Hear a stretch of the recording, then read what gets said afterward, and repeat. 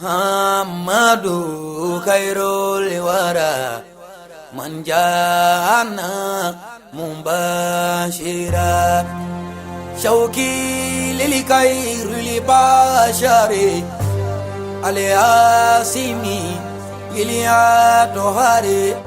المصطفى من منظر الطاهر المنظر يزداد شوقي كلما أيندرك بنيا ماما. أعوذ بالله من الشيطان الرجيم. بسم الله الرحمن الرحيم.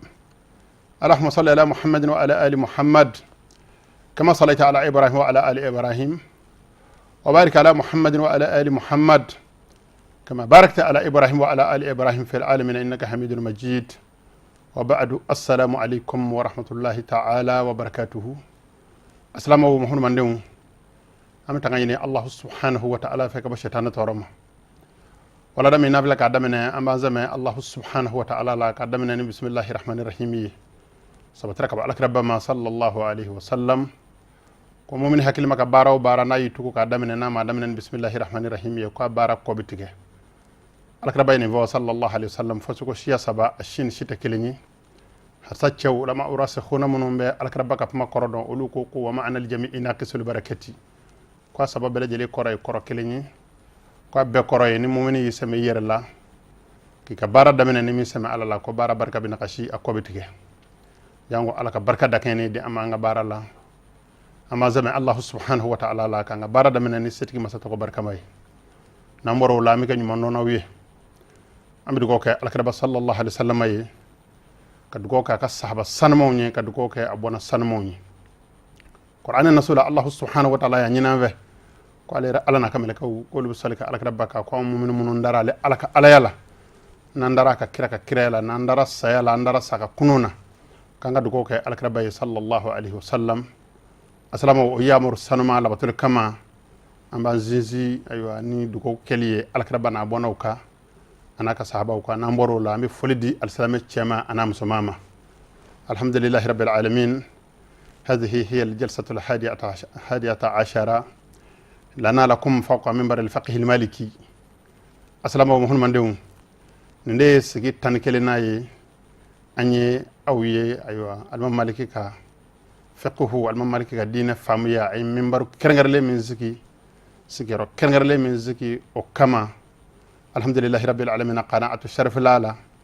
ني أسجيت تنكلنا أمي على ديلي يا ربي الله سبحانه وتعالى كبركة دو تلينا على كبركة دو أيوة السكيبولا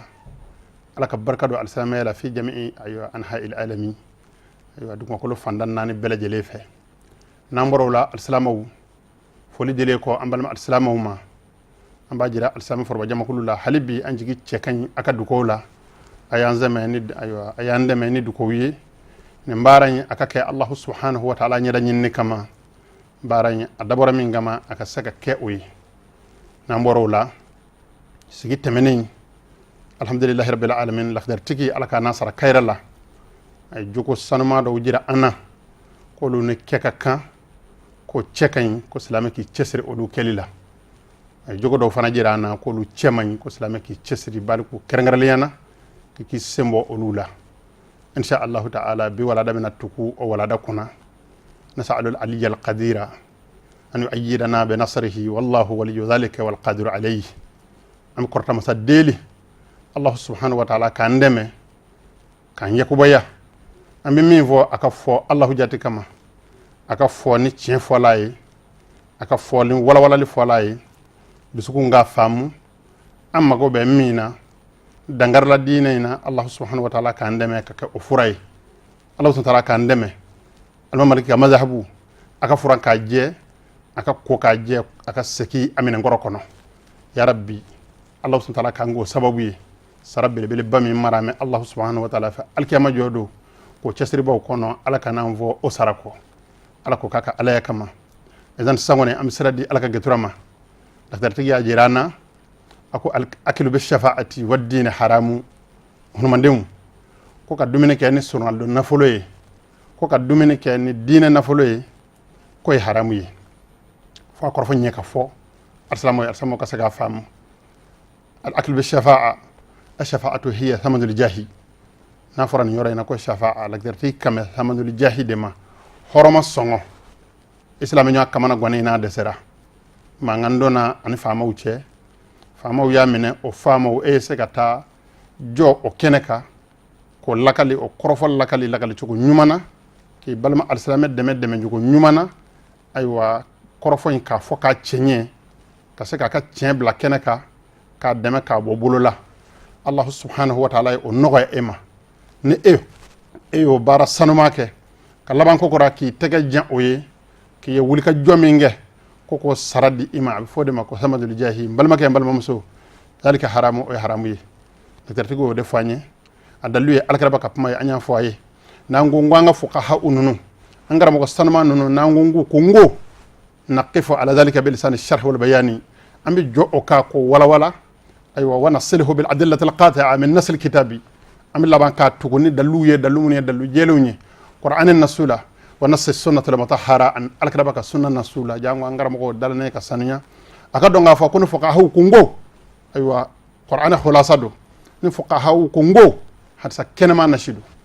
layni nde nen vamuna insha Allah ta'ala sayatimu al-wifaq baynana amina ben kelema abina don ko tieye mi abina don ko aywa fiqhu yemi ya rabbi hakli ma bi Allah subhanahu wa ta'ala fa ala ko di amma akterti kan kuma en kunga alakrabako sallallahu alaihi wasallam ako man shafa'a li akhihi al-mu'mini shafa'ata ko mawoma ni wulaki jo kaddo ibalma jigi koro ka surnal dona wa ahda lahu hadiyya alabanaka aywa nafolo dota kasarado dima o surnal doina faqad ata baban aziman min abwab ar-riba ko tigila man nana riba ay fo femma ko riba ala kotan nawumi mi wele ko riba ni ni dugule ni alkarabaka dinena na fara riba islamia save mana duguma ma be ba don ko ye aywa kaba'ira jurumuye o ala kota bele bay mina jurumati ya fa fiyew ko ne mamiya surnal do nafolo ni yibolo do akoro ko tigila ma be ko mina fo annana bunda bele bama riba bundawla subhanallahi muhammadu ay to nga hagil to anyerla islam munu be balo fama ko relationa ni an europe may alakra ko kan voyer ay hagil sabo ko soro aya don ko mabi islam nyu ademe ka bodama ka aywa sabali o ka karini allah subhanahu wa ta'ala ka baraji bina baraji mi zorala o de soray ala nga sarat saka minana hagil mabi ala ko dama wa hakaza al akl bid din haramu ka dumini ke ni dine fana o haramu yi al akl bid din dumini ke ni dine o yemunye huwa tadahur bil istiqamati wade ka bangi mo nyekoro ki tlenedo ki alaka jo nyumanye wasalahi ki ka tlenenya ani ka jo nyumanya ko bangi mo wiye ihtiyalan ala amwalin nasi jango ka politiki damula mamuno be alama fe oluka saka kife ka balu ula ku neken ko kana fuludu na'udhu billahi arsamu ne balu yene mashibai qala al-allama al-ghazali ni don geturaye alaka walu geturado anjigi cekanya na ko jugu aka doni anaka doni barafe nango mawo mama ko karsa e waluye o ba sura sabatira nyoro don ya labo o ba sura sabatira nyoro ay mingala ayo barake nani vla far la nyonga wali yobe sura foto bali wombo fono anda chamaje allah ya shere o hakikai mawo mani don sabatiri yoro ala dana ya kofe ala kala satman nomene ne kofe don fana bara sabatiri yoro o tigi wali jurmin awliya illahi ta'ala o ya allah subhanahu wa ta'ala tiru doy sirate ka ala feteriya soro ni don barate Cheikh Ghazali kunye o getro doy ay cewdan donina alabana ka cewdan doni barara rahimahullahu ta'ala alaka hinana imam Ghazali ko la aklu habid duffi ka dunu goshi wal mazamiri ka balaw fo ahwanu ala man akalaha min al akhirah ko ka fi alaka o kad allah subhanahu wa ta'ala ka teme mami mbalona aka dinena korop mako ray munyi ka kad nu volaye ka ke bala volaye ka hen won volaye ka ke horona harratigi ka ga tigaratlo ndanay ka ke jembe volaye kake gitari folay ka balo la ko tigila ma ko kada alay ka teme mami ndari yerke alamay misru kono mami ndari yerke alamay ayo kala yorawla mami ndari yerke alamay dina kenew ka dina nafolo fara nyonga ka balo ola ni balo yene masibay ma ko ray jumeñi e be politique munon la plan munon la ni mobi fle alamay ni oyi ka fendima ñona ñi almami yembe sarata ngal mami la ma ko rotoyi ñi madrasa karamogo yimbe sarata nga madrasa karamogo la puma korotoyi ñi aywa karamogo ma bina dugo ñi ne ve ken zara puma korotoyi ki yɛrɛ kɛ alama ye ka politiki da mɔgɔw la ka balo mɔgɔw la ni diinɛ ɲɛda ye k'a sɔrɔ i ka dulokiba jukɔrɔ subhanallahi balaw ni masiba don sɛtanɛ ma tɛmɛ i kan munafiko ma tɛmɛ i kan cɛnikɛla ma tɛmɛ i kan diɲɛ jogo siya bɛɛ dɔ bɛ e kelen la nka n'i yɛrɛ misiri kɔnɔ f'i sen ni misiri de bɛɛ bɛ ɲaami ɲɔgɔn na subhanallahi i bɛ politiki da jɔni na Allahu subhanahu wa ta'ala tɛ alallahu an zalika uluwan kabira ala ka b'o ma ala ka jɔn tɛ se ka dɔgɔya la wa alakira ma nɛgɛ alakira ba man jaba muhammadu alakira ba ko k'a fɔ an ye inna allaha la yanzuru ila suwarikum ala ɲɛtɛ an ka dulokibaw bonya na a ɲɛtɛ an b'o ziw la a ɲɛtɛ an ka kɔlɔsi jɛɲɛ na innama yanzuru ila qulubikum wa a'malikum fɛn bɛɛ dusukun na ani baara kɛcogo ye ala b'o de filɛ ya rabbi ala m'an kira ɲuman na wa kad hukiya alakalla ha annal akila k'a fɔ dumunikɛba bi diini ni diinɛ ye o cogo la plana politiki la kɛnɛ kana na k'a sɔrɔ jijukɔrɔla man ɲi ala kan kisi a ma k'o tigilama huwa thalithu fir'aun wa iblisu k'o de ye fir'aun ayiwa ani iblisa laɲini maa sabanan ye olu sabanan ye dugumakolo sanfɛ fir'aun ko ka ko ala ye cogo min na iblisa ko ka ko ala ye cogo min na k'o tigilama fana ko ka ko alahu subhanahu wa ta'ala ye ten nin kɔrɔfɔ in minɛna ka bɔ kisa min na nin waati n'a koro kun dɛ an kana kisa da i ɲɛ kɔrɔ i kana dɔn k'a fɔ ko ja mɔgɔ bɛ k'u yɛrɛkun nɛgɛ mɔgɔ bɛ k'u yɛrɛkun javan k'u ala javantɔ don ala ka bɔ java ma a tɛ se ka alahu subhanahu wa ta'ala java jɔn de bɛ yɛrɛkun java hakili ɲuman bɛ ala fɛ ala k'o di an ma nin ye ayiwa ladilikan ye ka bɔ Sheikh al-Akhdari yɔrɔ ko k'a di an ma asalamu alaykum an ka hakili to an yɛrɛ la ka suruna ayiwa intervention kɛ mɔgɔw ni faamaw cɛ k'o sara minɛ an ka dabila ka ayiwa i yɛrɛ kɛ alama ye misiriw kɔnɔ k'i yɛrɛ kɛ alama ye kalanyɔrɔw la k'i yɛrɛ kɛ alama ye diinɛ kɛnɛw kan ayiwa ka politiki da mɔgɔw la ka balo la na'uzu billahi ala k'an kisi a ma laktarti ko wa ta'khiru salati haramu ko an ka dɔ fana ko selwati ya kharuli ko ye haramu ye a ko nin selwati ya kharuli haramun kitaban wa sunnatan wa ijma'a a k'a fɔ an ye ko selwati ya kharuli ye haramu ye a ka kuma dalu a sabatilen do qur'ani nasu la a sabati alakira ba ka sunna nasu la wa dɔnnibaw ka bɛnkan nana ni a ye k'a fɔ ko selwati ya kharuli ye haramu ye asalamu alaykum an ka hakili to selwati la selwati dili a waati la o ye allahu subhanahu wa ta'ala ka yamaru ye selwati ya kharuli o ye allahu subhanahu wa ta'ala kotali ye ala k'an kisi a ma a to an k'an cɛsiri ayiwa ka selwati di komi allahu subhanahu wa ta'ala y'a laɲini cogo min na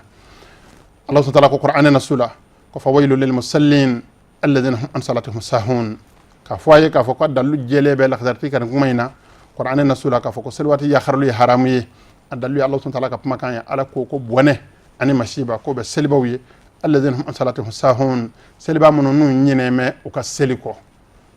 وقد ثبت عن سعد بن ابي وقاص رضي الله تعالى عنه على كرسة ما الصحابه جترو دبي كو سعد بن ابي وقاص سعد ي صحابه جترو دوي سعد ي ما دوني صحابه تشلا سعد كو ايوا اثبتك سعد ما حدث يا لك لاني انه قال كفكو سعد كو سالت رسول الله صلى الله عليه وسلم قال الكرب بني نغا كيسني نما به الكرب ما ان هذه الايه كما ايه غورما قال الكرب كو هم الذين يؤخرونها عن وقتها ko ala ka laɲini k'a fɔ ko wailu ye kalimatun min al-azabi aw wadun min jahannam ko wailu ye bɔnɛ wolo de jahannam kɔnɔ walima bɔnɛ kumakan do Allah subhanahu wa ta'ala ya sabati ko Allah subhanahu wa ta'ala ko bɔnɛ ani o mashibain o janeme soy ko mo bu siga kɔnɔ mamunu yu akhiruna an waqtiha mamunu selwati ya kharu kabo awati ma rawahu al-bazar yen lakali assalamu alaykum nga hagil to anyere la assalamu so munu ga tabulo yen wetli la fana du yoromina jiri suma koro ayo ko tele la du yoro la nu yu se chene ka tey mini damine selfana binu sikile soroy lazara binu sikile soroy fu ka sura fana totobi watu manase o de yu wuli wati ka soro ka selfana sel teliyala ka lazara sel teliyara ka soro ka temu ko man vient mako fe ne baw ayakil to ayere la assalamu chemunu nga tabulo yi aywa sugu konnawla ndenga bitigi datu selwati kama ndenga fere dabla selwati kama ndenga mobile gare selwati kama assalamu non Allah subhanahu wa ta'ala yu garseke aywa bir kono barawla ayakil to ayere la kiliya aywa jamana do mago mana jo ala cuko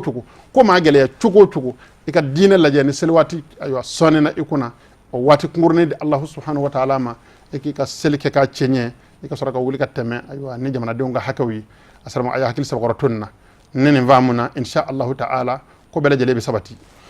wa qala alayhi salatu wassalam alkraba madawma alkra ko kokora ko man jama'a bayna salatayn ni mami seli ya kharul kama alen srenyen danye kama seli fiel kama ni mami selwati fla fara nyonga min ghayri udhri ka sura darrafu misama darloya amancha darlo mancha nyine misaka ka darloy suno ko misaka ka darloy hakili tememe ika o misaka ka darloy ni onanyo anawte darlo mi minana amancha o darula kele ki soro ya fa be ke ka bo imola ngano na nyo anawte ha darula foy tila ki siki se chene fo sel fana temena lazara fana dona ka sori masal fana seli ala kraba ko tigila ma faqad atababan min abwabil kaba'iri ko tigila ma nana jurmu bele baw ayo bonda doma jurmu mi nati ya fa fiew kiyam allah subhanahu wa ta'ala bi nyininga ajurmuna o jurmu mi bla mizana 120 ka pc subhanallahi ala ka ngi ama rawahu al hakim imam hakim yen lakali assalamu nen vamuna akma mba dongo la tertigi ye jogo munon vo anyi a jogo kelengele belejele sabatira ka alakira bama sallallahu alaihi wasallam la tertigi ma adungo fo na ko ngo basro alakira ya fo na ko ngo basro qur'an ba fo nga ka lagale anyi bel ikhtisari ni makunda la surunyi ka qur'an ayay hadsa aywa kenemay ka makan la yini jonjonta arabu kan zurna ko blanye ta soro ka fo anyi ko ni daga jango afamu ka tilia jango kalaka no yama ode fuqaha uka baray man ka famu kunda la suriyana oma e ba fo ko fiku ye mo ka hakillay ku tafo ala ko ku tafo akira ko mbalma muso isse korta doni insha Allah ta'ala ni taranya fa doni ibi cewta noy ala ka kilni mandi amma ala ko kaka ala yakama yaqulu al muallif rahimahullah ta'ala ala ka getura mamina nat la korfowla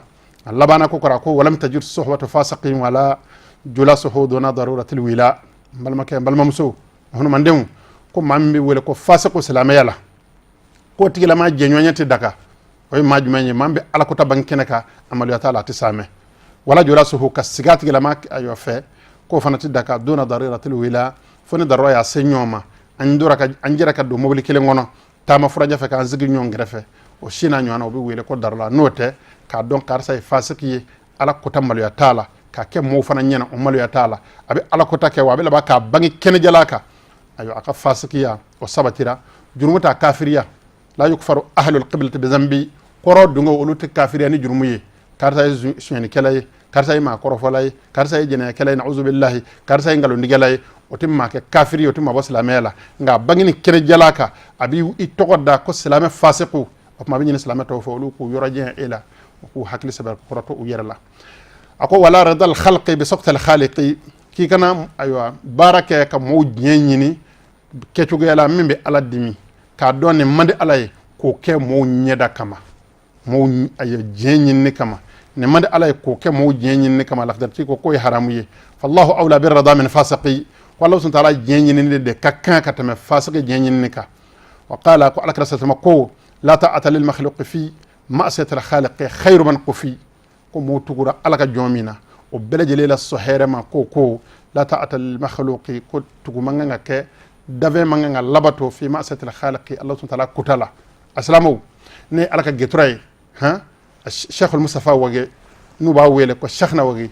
mudir sheikhna ne yayi ajorane hadisa nga bil sanil usuli ni lusul dalane ay fevu anyi alaka nasara kayrala ne hadisa mo kema kata uba bar azahira ka balawdo mashibado sheikh ko ka fo al-islamu ye aslama beki hagli tu yerala kun hadisa inde kalam balika ayo fofeni kun hadisa inde famu dogoma tigi ka fofeni kun hadisa ngira sababu ye mo ke danga denyini ayi uye mo nyamalo dogani ay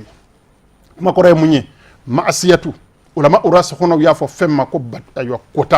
kota mi vanana ni ulama ul mushahiduna bene do aka ko tiena ni kota o dalu sabatile ko mati tugo mana ola da khilafu munum be mazhabu kono karta bi dugo ka seli ko fe karta bi kono to kala karta bi nashibo karta bi sebebo karta bi nge ku yen hadisa inde ta ko bara dewnu fawche karamo nu ka kala ne nyonje al-islamu o yerda man nyonje ka mo faraku fili of ma dedo bu nyejo u fanyena